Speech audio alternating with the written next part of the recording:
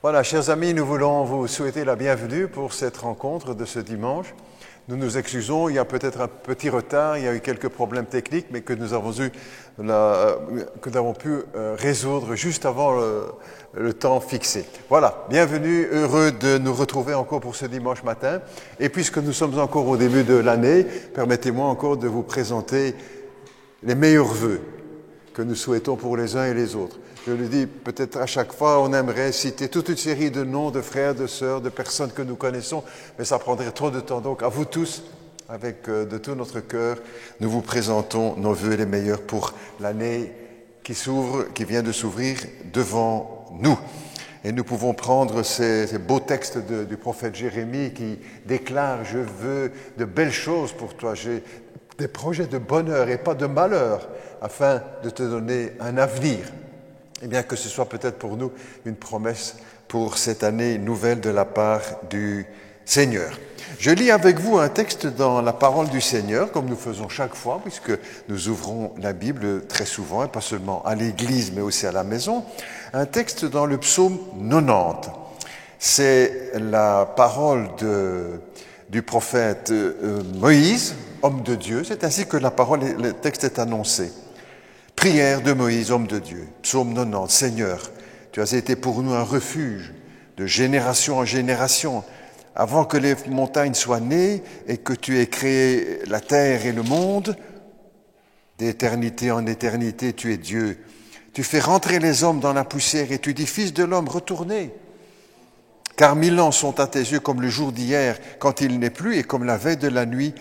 Tu les emportes semblables à un songe qui le matin passe comme l'herbe, elle fleurit le matin et elle passe, et on la coupe le soir et elle sèche. Tu mets devant nous nos iniquités et à la lumière de ta face nos fautes cachées. Tous nos jours disparaissent par ton courroux et nous voyons nos années s'évanouir comme un son. Les jours de nos années s'élèvent à 70 ans et 80 pour les plus robustes. Et l'orgueil que nous en tirons n'est que peine et misère, car nous passons et nous nous envolons. Qui prend garde à la crainte qui t'est due? Enseigne-nous à bien compter nos jours, afin que nous appliquions notre cœur à la sagesse. Reviens, Éternel, jusque à quand? Aie pitié de tes serviteurs, rassasie-nous chaque matin de ta bonté, et nous serons toute notre vie dans la joie et dans l'allégresse.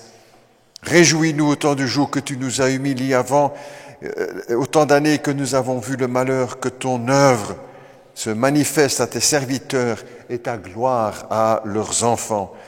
Que la grâce de Dieu de l'Éternel notre Dieu soit sur nous.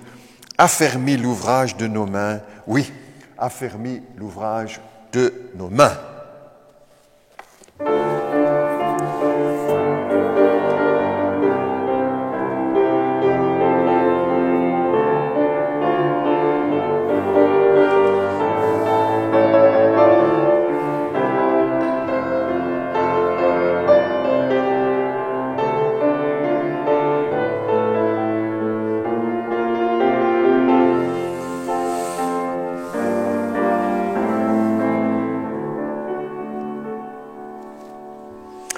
Merci bien, nous prions ensemble si vous le voulez bien. Et là où vous êtes, chez vous, vous pouvez aussi vous recueillir bien sûr avec nous dans la prière. C'est ainsi que nous sommes également en communion. Notre Dieu, notre Père, merci pour le rendez-vous de ce matin. Merci parce que nous avons pu débloquer le problème technique. Merci pour ta parole que nous venons de lire, pour la musique qui élève nos âmes vers toi. Père Céleste, pour tout cela, nous devons te remercier. Pour cette semaine écoulée, quoi que nous ayons vécu, nous voulons t'en remercier, Père Céleste. Et pour ces semaines qui sont devant nous, nous les mettons aussi devant toi. Veuille nous conduire et nous garder. Merci pour ceux que tu relèves, que tu guéris, que tu sauves, que tu pardonnes. Merci pour ceux qui marchent fidèlement avec le Seigneur. Père Céleste, nous prions pour que ces instants puissent être enrichissants, nourrissants, une joie, une bénédiction pour tous ceux qui auront l'occasion de suivre le culte de ce matin. Nous l'offrons au Seigneur, notre Dieu, nos vies, nos âmes, nos maisons, nos foyers, notre Église. Père Céleste, reçois l'adoration de nos cœurs. au nom de Jésus. Amen.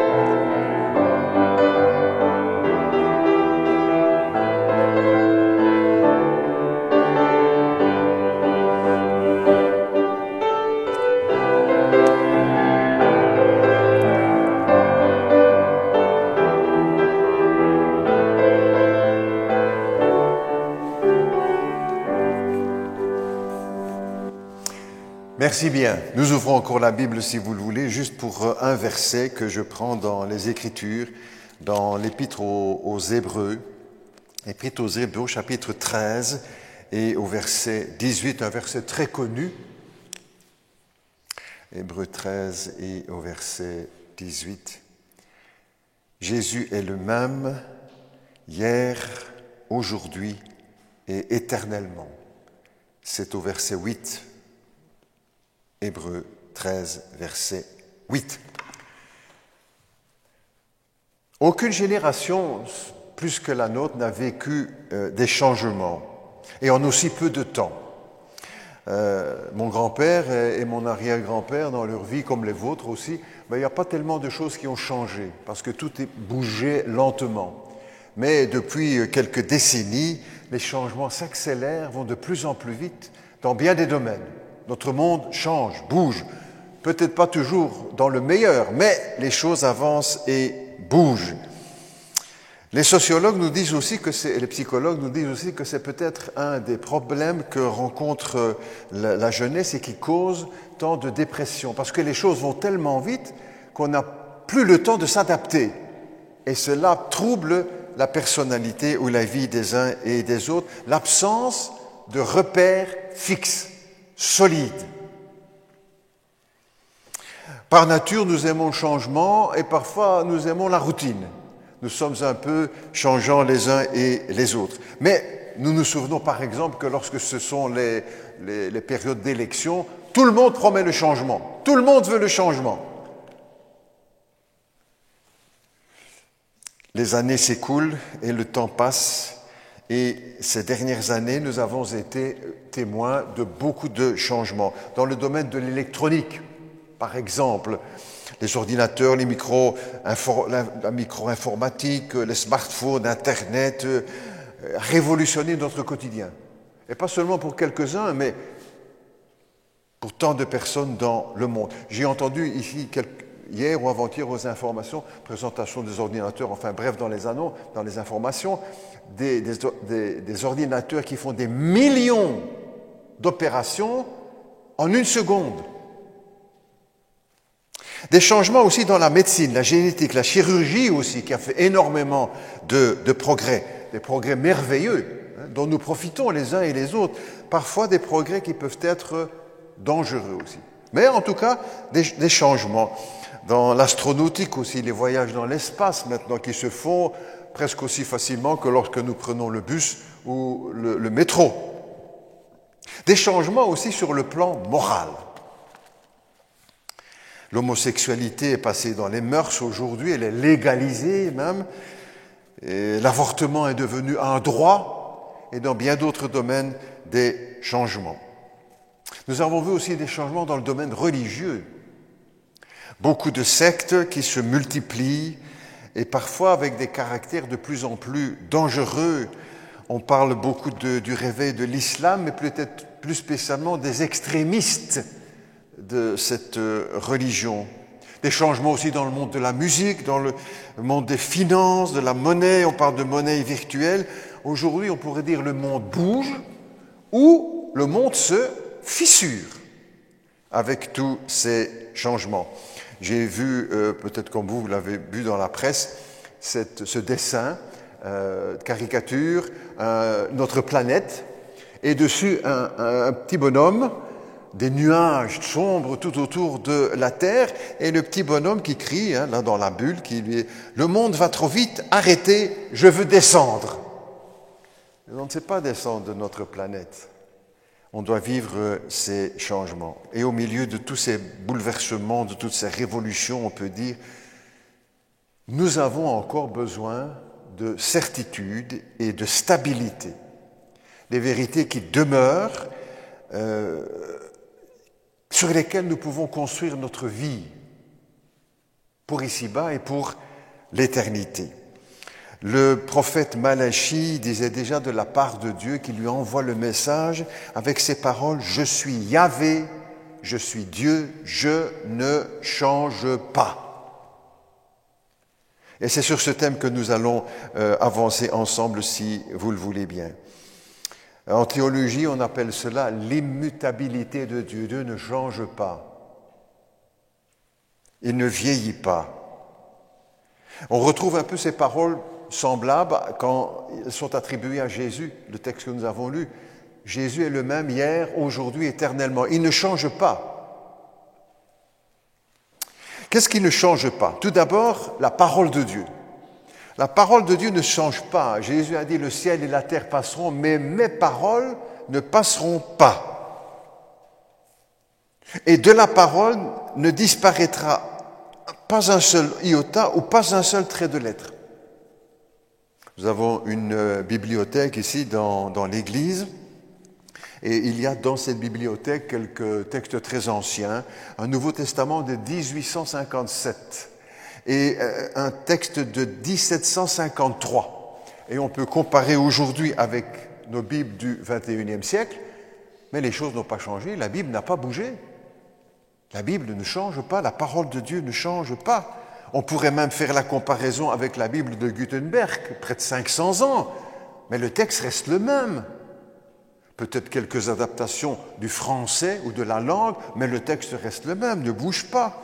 Au British Museum ou à la Bibliothèque du Vatican, vous avez des textes très anciens, des manuscrits, sur lesquels on peut vérifier, à partir desquels on peut vérifier que ce texte ou ces textes très anciens et la Bible que nous avons aujourd'hui entre les mains, c'est la même chose. On vous ment, chers amis, quand on vous dit tout ça a été écrit au travers des siècles, ça s'est passé de bouche à oreille, on a arrangé les choses. C'est faux. C'est scientifiquement faux. Un des belles histoires vraies bien sûr, qui confirment tout cela, remonte quelques années en arrière, 1948, en Israël. Un jeune berger musulman, Mohamed El-Dib, Mohamed le loup, c'est pas inventé, n'est-ce pas, conduit ses troupeaux, il constate, il remarque qu'il a perdu quelques animaux, une chèvre, une brebis, il fouille autour de lui, c'est un jeune, il est curieux, il arrive là près d'une grotte, semble-t-il, il lance des pierres pour voir si sa brebis ou son... Et là, il n'entend pas la brebis bêler, mais il entend des bris de poterie. Il pense qu'il a trouvé un trésor, de l'argent, de l'or. Grosse déception pour lui. C'est du papier. Pas vraiment du papier, des manuscrits. Des manuscrits en peau de chèvre. Et entre autres, dedans, un manuscrit, presque tous les textes des anciens de l'Écriture, de l'Ancien Testament, sont retrouvés là-bas dans ces grottes. Il y en aura d'autres qui sont découvertes après. On venait de faire, n'est-ce pas, ce que l'on peut appeler la plus grande découverte archéologique du XXe siècle. Les textes de la Bible, très anciens. Et qu'est-ce qu'il y avait comme intérêt à cette découverte? Les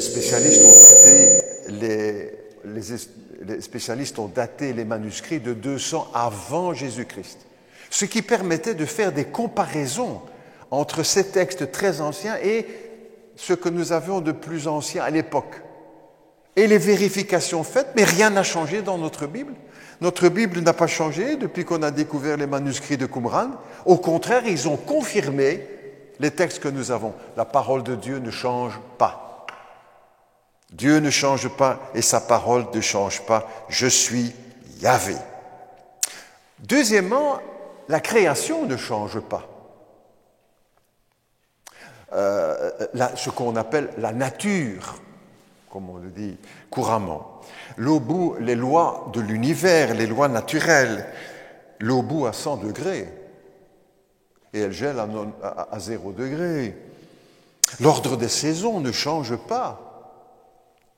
La rotation de la Terre autour du Soleil n'a pas changé depuis des millénaires. J'ai noté exactement que cela se fait avec précision. Nous, une année, c'est 365 jours, mais pour les spécialistes, c'est plus que ça. C'est 365 jours, 5 heures, 48 minutes, 48 secondes, plus encore quelques décimales.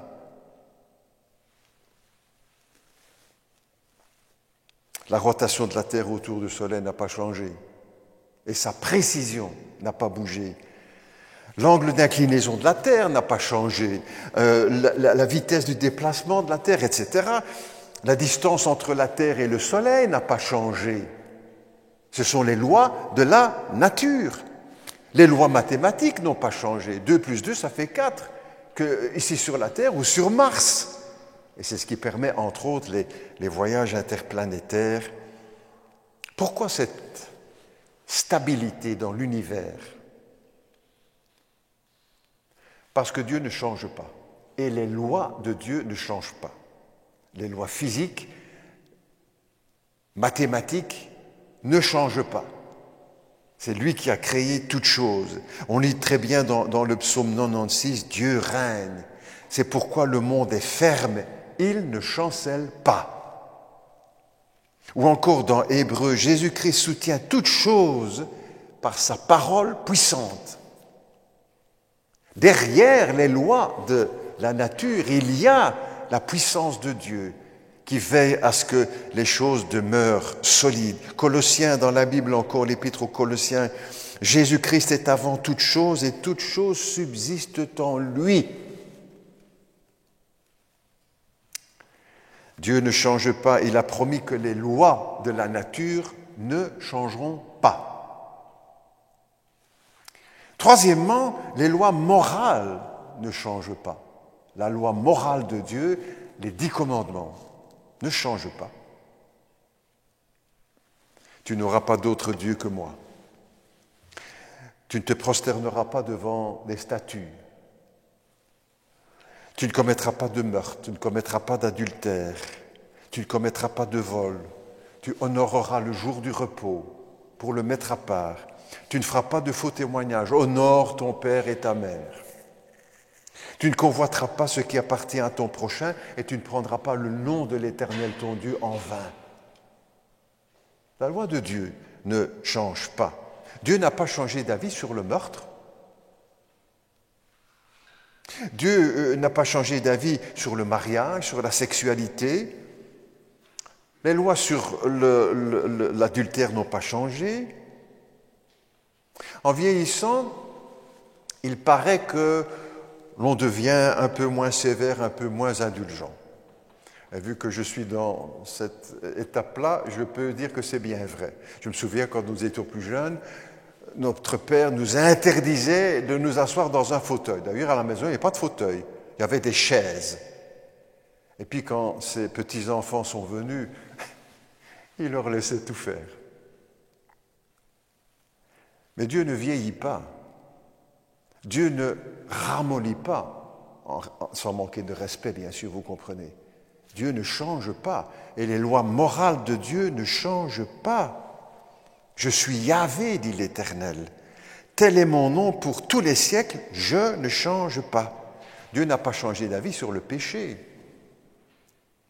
Parce que la Bible nous dit que le péché, c'est la transgression de la loi. La loi ne change pas. Dieu n'a pas changé d'avis sur le péché. Le mal qui ronge le monde, les couples jeunes, les gouvernements, les institutions, les lois de Dieu n'ont pas changé. Sa loi morale. Les médias, il y a quelques années, dénonçaient certaines pratiques, même humanitaires, qui étaient empoisonnées par le mal.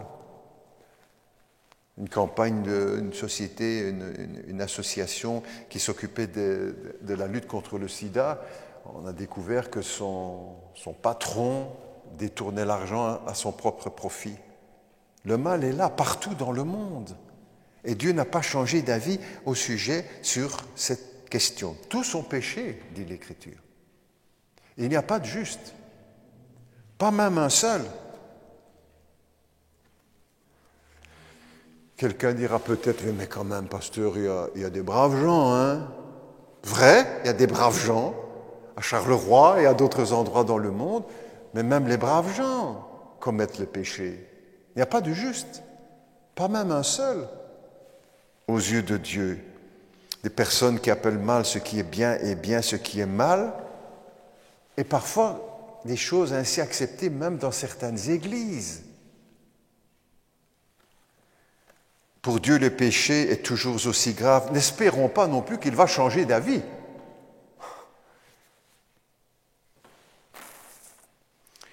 Qu'il va changer d'opinion ou qu'il fera des exceptions. J'entends parfois, en parlant, en témoignant, des personnes qui disent « Oh oui, je m'arrangerai avec Dieu. » On va s'arranger avec Dieu. Où est-on là? On ne sait pas s'arranger avec Dieu. Il ne changera pas d'avis. Il n'aura pas des petits chouchous avec lesquels il fera des exceptions.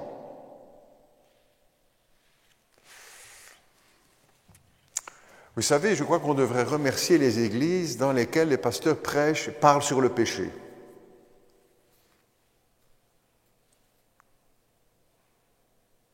Parce que c'est l'enseignement de la parole de Dieu et que Dieu n'a pas changé d'avis au sujet du péché. C'est une bénédiction d'entendre parler du péché. Le pasteur ne parle pas que de ça aussi, mais ça doit faire partie de la prédication d'une communauté. Le prix du péché non plus n'a pas changé. On est aussi maintenant dans la période des soldes, mais Dieu ne fait pas de soldes. Dieu ne va pas solder le péché en baissant le prix, moins 30%, moins 40%, moins 70%. Le prix du péché ne change pas. La Bible nous dit, le salaire du péché, c'est la mort. Que ce soit aujourd'hui, il y a 1000 ans, il y a 2000 ans, ou dans 1000 ans, si le monde existe encore. Le salaire du péché, c'est la mort, la séparation d'avec Dieu. Mais l'amour de Dieu également ne change pas. L'amour de Dieu ne change pas. La Bible ne dit pas seulement que Dieu nous aime ou que Dieu aime, elle nous dit que Dieu est amour. Cela, c'est sa nature, c'est son être. On peut dire ça d'aucune personne, oui, comme je disais, il y a des braves gens, des gens gentils, des gens qui ont de l'amour, etc. Mais on ne saura jamais dire, oh, lui, c'est l'amour. Non. Il est gentil, il est brave, elle est gentille, mais un seul de qui on peut dire, il est amour, c'est Dieu. C'est ce qui fait son essence. Tout ce que Dieu fait, il le fait par amour. Personne en dehors de lui ne peut dire cela, même si nous sommes des gens gentils, comme on dit, hein, bien sûr. Tout ce qu'il fait, il le fait par amour. Parce que la Bible dit que Dieu ne peut se renier lui-même. Dans le texte de l'Ancien Testament, du prophète, on trouve cette belle parole de Dieu qui dit « Je t'aime d'un amour éternel ». L'amour de Dieu ne change pas. Dieu nous a aimés, nous dit l'Écriture aussi, avant la fondation du monde. Des choses non pas seulement difficiles à comprendre, mais impossibles à comprendre. Juste à accepter et à croire par la foi. Parole de Dieu. Dieu nous a aimés avant la fondation du monde. Et rien, dit la Bible, ne pourra nous séparer de l'amour de Dieu. Et cet amour ne change pas. Pourquoi? Parce que la Bible nous dit aussi ce que Dieu veut. Ce n'est pas la mort du pécheur. C'est qu'il se repente, qu'il change de conduite et qu'il vive. L'amour de Dieu ne change pas. L'apôtre du Seigneur, l'apôtre Paul, écrira encore, conduit par le Saint-Esprit, Dieu veut que tous les hommes soient sauvés et parviennent à la connaissance de la vérité. En citant ce texte, chaque fois je dois ajouter une petite explication, dire mais des gens vont se dire, alors mais pourquoi est-ce que tout le monde n'est pas sauvé? Mais parce que certains ne veulent pas de l'amour de Dieu. Parce que certains, ou peut-être beaucoup même, ne veulent pas de l'amour de Dieu, ne veulent pas être sauvés. Dieu le veut, lui. Dieu veut que tous les hommes soient sauvés et parviennent à la connaissance de la vérité. Et le plan de Dieu pour le pardon de nos péchés n'a pas changé non plus.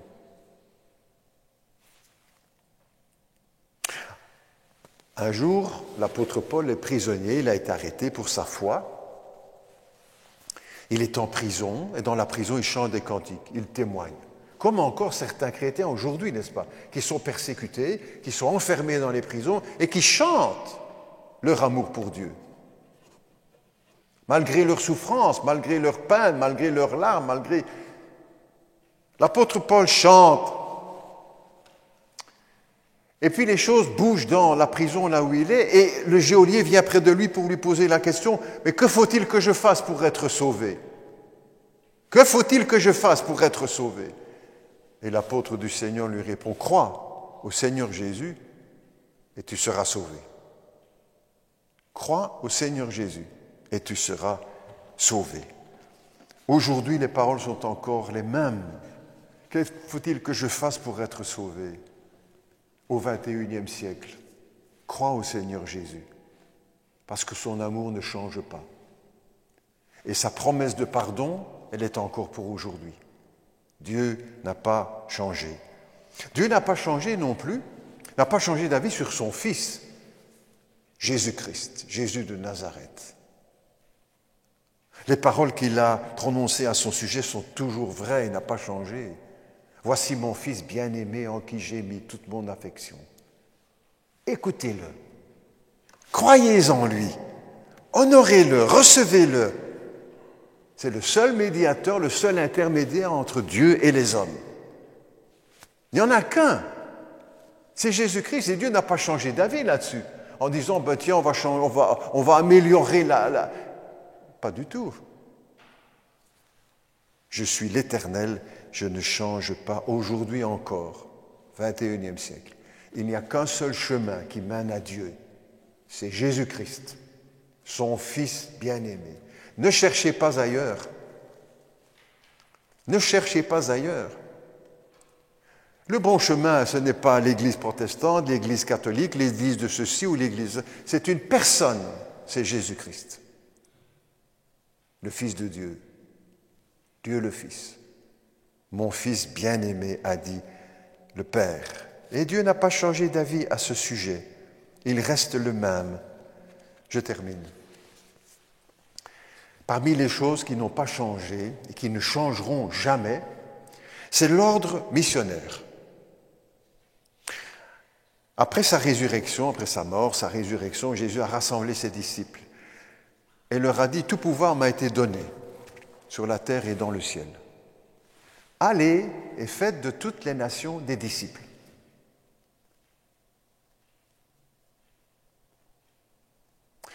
L'ordre du Seigneur n'a pas changé. Peut-être que les églises ne doivent plus se poser la question, ou les chrétiens, ou les pasteurs disent, mais est-ce qu'il faut qu'on annonce encore le message de Dieu aujourd'hui? Est-ce qu'il faut qu'on aille encore vers les gens, vers le monde, vers notre voisin, pour annoncer l'Évangile? Oui. Oui. Et notre Église veille à ce que cet aspect de la vie chrétienne soit maintenu, que nous restions des témoins de Jésus-Christ, porteurs du message de l'Évangile, de la bonne nouvelle de Jésus-Christ, sous différentes formes, comme celle-ci, la prédication, mais d'autres par traité, avec un CD, en offrant la Bible, en offrant la parole de Dieu, 1000 moyens. Un ami chrétien dans l'Église qui, à l'occasion de croiser beaucoup de gens, me parle souvent du témoignage qu'il a l'occasion de dire. C'est encore bon aujourd'hui? Oui! Dieu n'a pas changé d'avis sur l'ordre missionnaire. Allez et faites de toutes les nations des disciples. Annoncez-leur la bonne nouvelle de l'amour de Dieu. Pour nous maintenant, à chacun, une décision peut-être à prendre. Nous avons laissé des choses sur le côté dans notre vie et nous avons pensé que Dieu avait changé ceci et cela pour nous arranger avec Dieu. Ce n'est pas comme ça qu'il faut faire. Il faut demeurer sur les choses établies par Dieu. Et peut-être qu'aujourd'hui, certains ont une décision à prendre à la lumière de ce qu'ils ont entendu. Prenez cette décision, maintenant. Nous prions ensemble. Nous prions ensemble. Notre Dieu, notre Père, nous te remercions pour le rendez-vous de ce matin, pour les problèmes techniques résolus, pour tous ceux qui ont pu suivre maintenant chez eux ou dans quelques jours en différé qui pourront suivre ce rendez-vous. Seigneur, que ta bonne main soit sur eux et que eux aussi, là où ils sont, puissent prendre une décision devant toi. Toi, tu les connais et eux, ils savent ce qu'ils doivent faire. Seigneur, agis dans nos cœurs et que notre cœur puisse être docile pour se soumettre à ta volonté, à ta parole, à ton amour. C'est au nom de Jésus, Père Céleste, que nous te prions. Amen.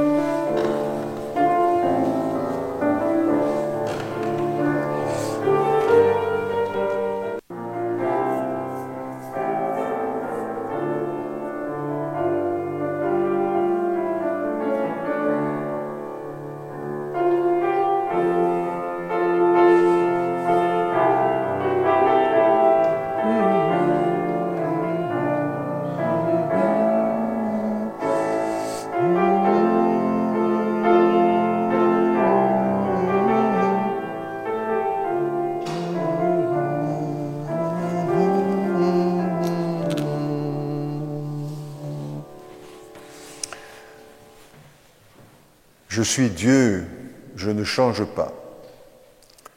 L'amour de Dieu ne change pas.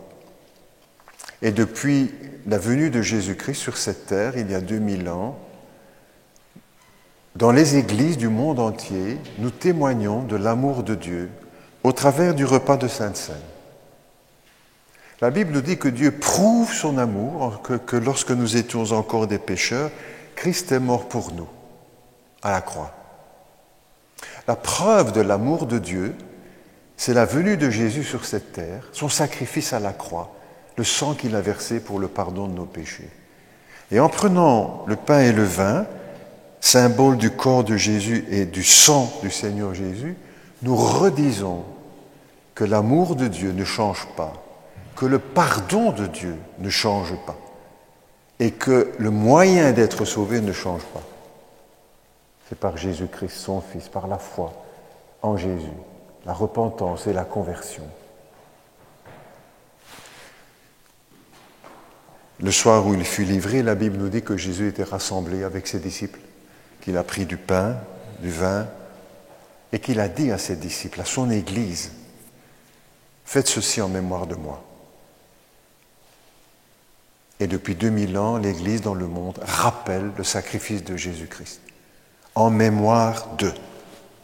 Il n'y a rien de magique dans le repas que nous partageons ou que vous partagerez chez vous, si vous le voulez.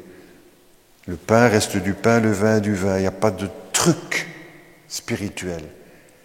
Nous nous souvenons de la mort de Jésus. Et avant de prendre le pain et le vin, je vous invite à la prière, si vous voulez, chez vous. Vous vous recueillez, vous pouvez aussi prendre le pain et le vin. Cette période sans doute de confinement dure depuis près d'1 an et On nous annonce que ça pourrait encore durer longtemps. Ce serait dommage que le peuple de Dieu se prive de ce repas. Normalement, il se prend dans les églises, mais il n'y a rien qui nous interdit, dans ces circonstances exceptionnelles, de le prendre à la maison, là où vous êtes. Nous prions ensemble. Notre Dieu, notre Père, merci parce que nous pouvons nous appuyer sur toi. Tu es solide, tu es un Dieu qui ne change pas. Le pardon que tu nous accordes ne change pas. Et le moyen d'être sauvé n'a jamais changé. C'est par le sang de Jésus-Christ. Merci pour le vin que nous prenons qui nous rappelle le sang de Jésus. Merci pour le pain que nous prenons, qui nous rappelle le corps de Jésus.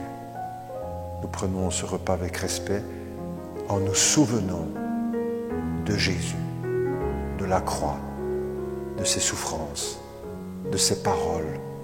Mon Dieu, pourquoi m'as-tu abandonné? Père, pardonne-leur, car ils ne savent ce qu'ils font. Aujourd'hui, tu seras avec moi dans le paradis. Père, je remets mon esprit entre tes mains. Merci de bénir notre communion, même si elle est distanciée. Ton esprit nous rassemble et nous unit. Au nom de Jésus. Amen. Le pain donc que nous partageons nous rappelle le corps de Jésus. Prenez, dit Jésus, mangez, ceci est mon corps qui est rompu pour vous. Faites ceci en mémoire de moi.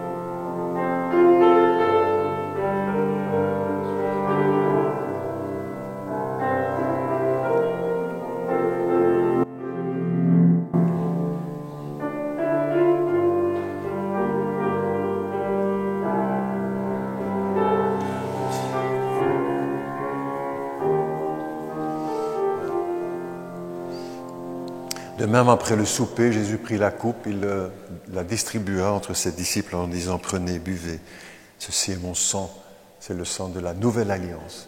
Il est répandu pour le pardon des péchés. Faites ceci en mémoire de moi. »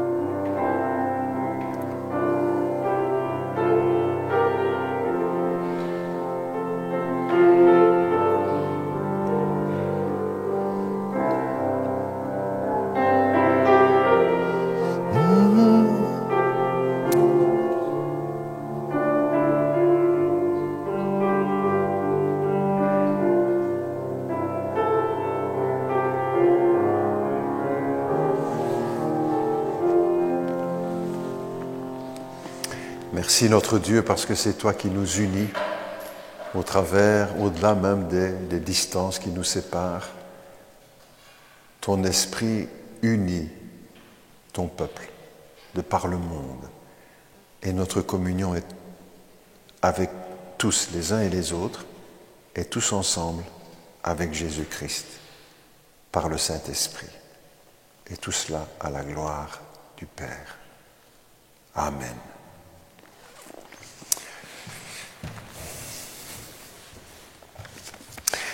Nous arrivons à la fin de notre rencontre. Nous voulons vous remercier encore pour votre participation, nos musiciens, toute la partie technique. Nous sommes heureux de participer ensemble et de rendre possible ce moyen de communication malgré les circonstances que nous vivons. Que Dieu vous bénisse et vous garde pendant toute cette semaine et nous aide à marcher fidèlement avec Jésus. À bientôt.